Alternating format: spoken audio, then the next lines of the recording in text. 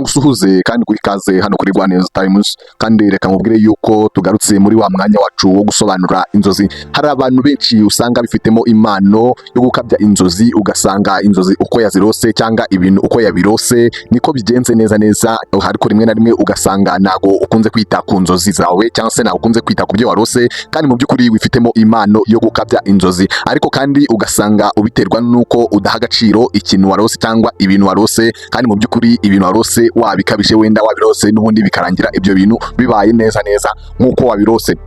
Ushobora kuba ufite impano rero yo gukabya inzozi ntubimenye, kuko utajya ubasha kuzisobanukirwa cyangwa se udasobanukirwa ibyo warose, cyangwa utajya ubona umuntu ugusobanurira ibyo warose umunsi ku munsi. Reka nkubwire yuko ahangaha kuri Rwaneza Times tugiye kuba twagaruka ku nzozi zikunze kurotwa n'abantu batari bakeya, inzozi zikunze kurotwa n'abantu benshi rwose, abantu dukunze guhuriraho. Tugiye kuba twagusobanurira ibisobanuro by'inzozi dukunze guhuriraho turi benshi, dore yuko iki ngiki ari igice cya gatatu tugezeho mu gusobanura inzozi dukunze guhuriraho turi benshi. Ikindi nakubwira, turifashisha igitabo cya Dreams Prophecy mu gusobanura izi nzozi nyine. Mu nzozi dukunze guhuriraho turi benshi rero, ku mwanya wa mbere turahasanga kurota ukora impanuka. Kurota ukora impanuka, iyo warose ukora impanuka cyangwa se ugasanga mu nzozi zawe hajemo impanuka mu byo warotaga, cyane cyane impanuka y'imodoka, ndagira nkubwire yuko mu byo wari uri gukora muri iyo minsi cyangwa se mu bikorwa byawe wari ufite muri iyo minsi, bigaragaza yuko hari ikintu gishobora kukubangamira, cyangwa se ugasanga hari ikintu kiburijemo ibikorwa byawe wari urimo muri iyo minsi. Ntibikagutera ubwoba rero, cyangwa se ngo ube wasubika ingendo wari ufite muri iyo minsi, cyangwa ngo usange uri kubisanisha n'ingendo, usanga uhagaritse gukora ingendo ngo nuko ngo mu nzozi zawe warosemo impanuka cyangwa hajemo impanuka. Ubwo rero mu gihe wabonye impanuka mu nzozi zawe, urajya uba maso kandi ube menge, yewe usuzume neza ko nta kintu gishobora guhagarika cyangwa se guhungabanya imishinga yawe cyangwa ingamba wari ufite muri iyo minsi. Ku mwanya wa kabiri mu nzozi dukunze guhuriraho turi benshi, kandi ndagira nkubwire yuko turi buhasange kurota ubyara cyangwa se kurotera umuntu ari kubyara. Kurota ubyara bivuze ikintu cyiza, bishatse gusobanura ikintu cyiza cyane, dore yuko bisobanura ikintu gishyashya uba wenda kugaragaza, cyangwa se ikintu gishyashya kiba cyenda kugaragara kuri wowe, cyangwa icyo uba wenda gushyira hanze kidasanzwe cyangwa se gishyashya kuri wowe nyine, kitagisanzwe utari usanzwe ukora cyangwa se ugaragaza. Si ngombwa kandi ngo mu nzozi ube wabonye ubyara umwana cyangwa se ubyara nyine ikiremwa muntu, ahubwo igihe cyose waba wabonye hari ikintu ubyara cyangwa se n'iyo shusho waba utabashije kuyibona neza mu nzozi, ariko wowe gusa ukaba warose ubyara, jya umenya yuko ari ikintu gishyashya n'ubundi wenda gushyira hanze, cyangwa se ikintu gishyashya wenda kugaragaza. Izi nzozi kandi zerekeranye no kurota ubyara, ndagira ngo mbwire yuko zenda gusa neza neza nko kurota utwite. Ndagira ngo mbwire ngo kandi nk'igihe warose inkoko ituraga, ibi byose bishatse gusobanura n'ubundi kimwe. Ndagira ngo mbwire yuko ari nk'amasezerano yawe n'ubundi aba yenda gusohora, cyangwa se hari ikintu gishyashya kuri wowe kidasanzwe n'ubundi cyenda gusohora, cyenda kujya hanze, cyiza kandi kuri wowe atari ikintu kibi. Niba rero ujya urota ubyara cyangwa se ukarotera undi muntu abyara, ntukajya utinya kubivuga cyangwa kugira uwo ubibwira, ndagira ngo mbwire ngo ahangaha aba ari n'umugisha wawe, ndagira ngo mbwire ngo ahangaha aba ari amahirwe yawe, aba ari ikintu gishyashya rwose kigiye kujya hanze. Ntukajya ugira ubwoba wenda se ngo uzatwara ubyara cyangwa se ube wahura n'ikindi gikorwa cyose cyerekeranye no kubyara, ahubwo jya umenya yuko hari ikintu gishyashya cyangwa se amasezerano mashyashya wari ufite yenda kujya hanze. Ibi ngibi rwose ujye ubishimira Imana, ni ibintu byiza kuri wowe. Gatatu rero twateguriye uyu munsi zikunze kurotwa n'abantu benshi, ndagira ngo mbwire yuko turahasanga kurota uzengurutswe n'abantu benshi, ariko izi nzozi zisobanurwa hagendewe ku buzima bwa nyiri kuzirota, ubuzima bwa buri munsi nyiri kuzirota asanzwe n'ubundi abayemo. Niba warose izi nzozi zo kuba uzengurutswe n'abantu benshi, ariko kandi ukaba wabonaga uteye ubwoba n'abo bantu n'ubundi bari bakuzengurutse, ukababona nyine wari ufite ubwoba mu gihe warotaga bari abantu benshi bakuzengurutse, ndagira ngo mbwire yuko uba ugomba gusuzuma ubugwari bwawe, cyangwa se bitabaye ibyo ngibyo ukaba utinya gucibwa urubanza nk'igihe wafatiwe mu makosa, uba utinya gucibwa urubanza cyangwa se kuba washinjwa mu gihe wafatiwe mu makosa. Ndagira ngo mbwire yuko rimwe na rimwe usanga hari impano wifitemo, ahubwo wowe utajya uyibyaza umusaruro cyangwa se ngo ube wayigaragaza. Igihe nyine warose uzengurutswe n'abantu benshi, rimwe na rimwe usanga wifitemo impano utajya ugaragaza cyangwa se ngo ube wayikoresha, ariko kandi ukaba ukeneye kuba wazamurwa n'ubundi. Igihe kandi wabonye abo bantu bari bakuzengurutse bari bishimye, cyangwa se wowe utarutewe ubwoba no kuba uzengurutswe n'abantu, bigaragaza ingano y'ibyishimo ugira igihe watsinze. cyangwa se ingano y'ibyishimo uterwa n'intsinzi yawe cyangwa no kugera ku cyo wari wiyemeje, kugera ku cyo wari wiyemeje ugasanga utewe ishema nabyo, cyangwa ingano y'ibyishimo n'ubundi ugira igihe wageze ku ntego yawe nyamukuru.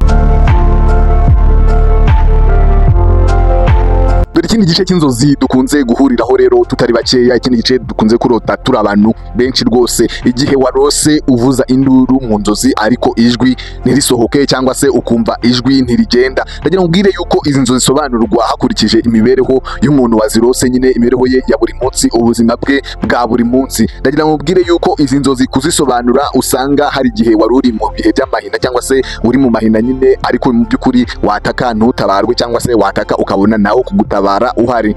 Niyo mpamvu rero uba ugomba kureba neza yuko mu minsi yashize nta hantu wigeze wahurira n'ikibazo udafitiye ubushobozi, ariko mu by'ukuri ugashaka ukigufashamo, mu by'ukuri ukamubura. Ndagira nkubwire yuko mu minsi iba yabanjirije iyo ngiyo hari ikibazo uba warigeze kugirira ubushobozi bukeya ariko ukabura uburyo ugikemuramo.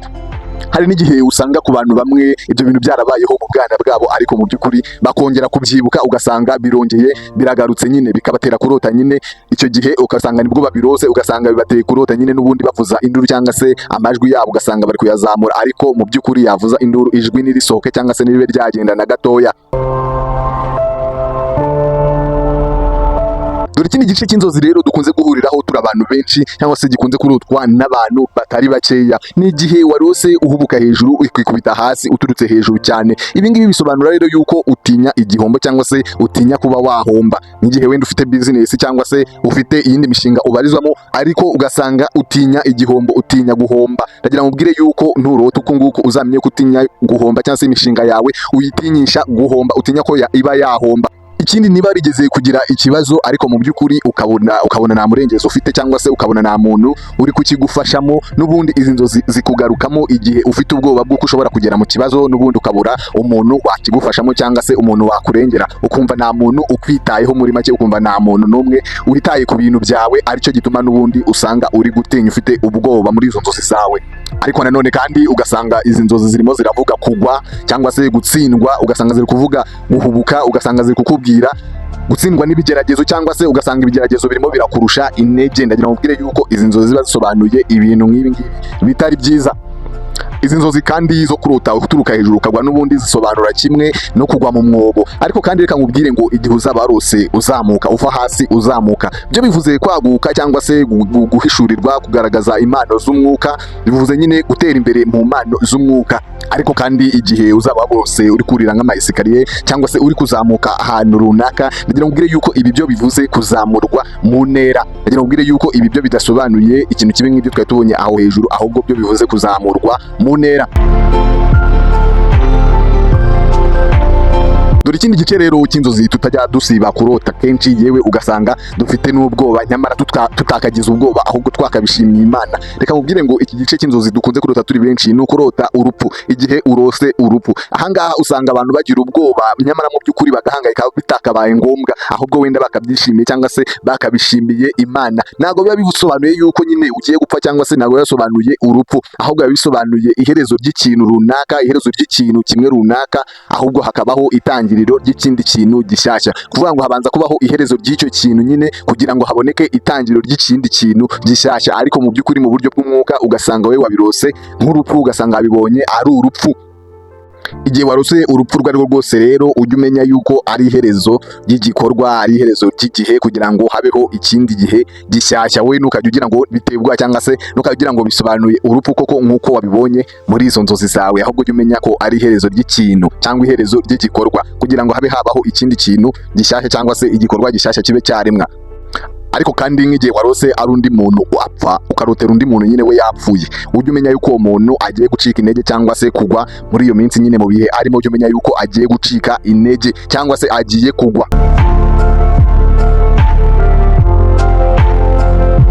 Ikindi gice cy'inzozi dukunze kurota turi abantu benshi, usanga kirotwa n'abantu benshi. Ndagira nkubwire ngo iki gice ni ukurota wambaye ubusa. Nk'igihe warose wambaye ubusa cyangwa se ugasanga roteye umuntu wambaye ubusa, bisobanura iki rero? Bisobanura yuko n'ubundi uba wiyumva nk'umuntu utarinzwe mu buzima bwawe, ugasanga rwose urumva nkaho utarinzwe cyangwa se utizeye uburinzi kuri wowe. ariko ku rundi ruhande bisobanura nanone kwigirira icyizere muri wowe cyangwa se kwisanzura ku bantu bose. Usanga bisobanura kwisanzura ku bantu bose ndetse yewe no kwigirira icyizere muri wowe igihe wenda wumvise bitaguteye ubwoba cyangwa se bitaguhangayikishije, ariko nanone igihe biguhangayikishije nta burinzi na butoya kuri wowe uba wizeye cyangwa se wumva ufite. Urumva ko bifite ibisobanuro bibiri bigiye bitandukanye. Usanga rwose gufatwa nk'umuntu uri biri hanze, nanone mu rundi ruhande ugasanga ufatwa nyine nkaho nta banga ugira. Igihe wabirose jya wimenya cyangwa se umenye ngo warose iki, ariko urumva n'ubundi ibisobanuro byabyo bisobanurwa mu buryo butandukanye. Wowe ujya umenya kimwe muri ibi, wisuzume nyine umenye ngo ni ikihe koko kiri cyo. Ese ari ukumva yuko utarinzwe, ukumva ntago wizewe ubu cyangwa se wizeye uburinzi bwawe, cyangwa se kumva yuko nta banga ugira. N'ubundi wowe jya wisuzuma umenye ngo ni iki gihura muri izi nzozi warose kurota wambaye ubusa. Dore ko hari n'igihe ujya usanga ibi ngibi bivuga yuko nta gukiranuka ugira, cyangwa se nta mibanire yawe ya hafi ufitanye n'Imana nyine, ugasanga ntago uri kubana n'Imana neza muri iyo minsi, bityo bikagutera n'ubundi kumva yuko nta mwambaro na mutoya rwose ufite. Ugasanga niyo mpamvu urose izi nzozi. Jya umenya yuko bidahuye cyane n'ibyo uri gutekereza, ahubwo umenye ngo bisobanura ibyo nyine nkubwiye hejuru. Dore ikindi gice cy'inzozi rero abantu bakunze kurota ari benshi, kurota warohamye. Kurota warohamye, iki gice cy'inzozi gisobanurwa cyane cyane nk'igihe uri mu kibazo, ariko mu by'ukuri ukumva icyo kibazo ufite ubwoba, cyangwa se ukumva ntabwo uzabasha kukikuramo wowe ubwawe. Ugasanga icyo kibazo rwose ntabwo uzabasha kuba wakikemurira wowe ubwawe. Icyo gihe nyine usanga utewe ubwoba n'ako kazi nyine kagutegereje ko kuba wazikura muri ibyo bibazo, cyangwa se muri icyo kibazo uzagorwa no kwikuramo wowe ubwawe. Ugasanga kurota izo nzozi nyine wabitewe cyangwa se byaje kubera ubwoba ufite bw'ukuntu uzikura n'ubundi muri icyo kibazo. Ugasanga ntago ako kazi kazaba koroshye kuri wowe, bikagutera ubwoba nyine, ukisanga n'ubundi warose izi nzozi. Dore impamvu rero uba ugomba gusengera izi nzozi, cyangwa se ukaba wasenga cyane igihe warose izi nzozi. Usanga akenshi izi nzozi uzarengerwa, cyangwa se ibibazo bizaba bikurusha imbaraga, ugaheranwa n'isayo ndetse n'agahinda gasaze. Ariko kandi dore kurotera umuntu, cyangwa se wowe ubwawe ukirotera uri warengewe n'amazi atobamwe. Amazi atobamwe nubona mu nzozi warengewe n'amazi atobamwe, ujya umenya yuko n'ubundi, cyangwa se n'ubundi ubwo n'amazi n'ubundi asa nabi atari meza. Jya umenya yuko muri iyo minsi nta butungane ufite, bivuze yuko hari ibyaha byinshi uri kwivurugutamo, nyine hari ibyaha biri kukurangwaho. Ubwo n'igihe ariko warose warengewe n'amazi atobamwe adasa neza na gatoya. Ikindi gice dukunze guhuriraho tutari bakeya, cyangwa se dukunze kurota turi benshi, ni ukurota ukuka amenyo. Ndagira ngo ubwire yuko mu busanzwe amenyo ni ikimenyetso cy'ubuhangange cyangwa se gukomera, ariko mu by'ukuri ugasanga umuntu wabirose, cyangwa se umuntu warose amenyo nyine ntabwo yamenye ngo ni ikimenyetso cy'ubuhangange no gukomera, cyangwa se kugira inyota yo gukomera mu butunzi. Ugasanga uri kubyitiranya n'amenyo yawe asanzwe. Iki ni ikimenyetso cy'ubuhangange, gukomera ndetse no kugira inyota yo gushaka gutunga, kugira ubutunzi bwinshi. Niyo mpamvu uzasanga akenshi umuntu warose akuka amenyo abiterwa n'ubwoba, cyangwa bisobanura ubwoba uba ufite nyine bwo gutakaza umwanya wari uriho, cyangwa se ahantu wari uhagaze nyine hagutera kuba ukomeye, cyangwa hagutera kugira nyine ubutunzi. Ugasanga ubwoba nibwo bwaguteye kurota izi nzozi. Nurota izi nzozi jya umenya yuko ufite ubwoba muri iyo minsi nyine bwo gutakaza ubuhangange bwawe, cyangwa se bwo gutakaza ubukungu bwawe bwaguteraga kuba ukomeye nyine aho wari uri, mu mwanya wari urimo. Gice ndagira ngubwire yuko ari nacyo cyanyuma. Ndagira ngubwire yuko abantu benshi dukunze kurota twakira ubutumwa, cyangwa se igihe warose ushyikirizwa ubutumwa. Ubutumwa rero igihe warose utunguzwa ubutumwa, cyangwa se baguha ubutumwa ariko bugutunguye, bishobora kugutungura nyine, cyangwa se bikaba byagukomeretsa, cyangwa ugasanga bikubabaje ku rundi ruhande, ugasanga hajemo gutengwa, ugasanga biragutengushye bitewe n'uko ubwo butumwa nyine bwari butunguranye. Urugero rwa hafi naguha nk'igihe warose ushyikirizwa ubutumwa, urugero rwa hafi naguha ni nko gushyikirizwa, cyangwa se gukora ikizamini, cyangwa se gutekereza ibisubizo by'ikizamini.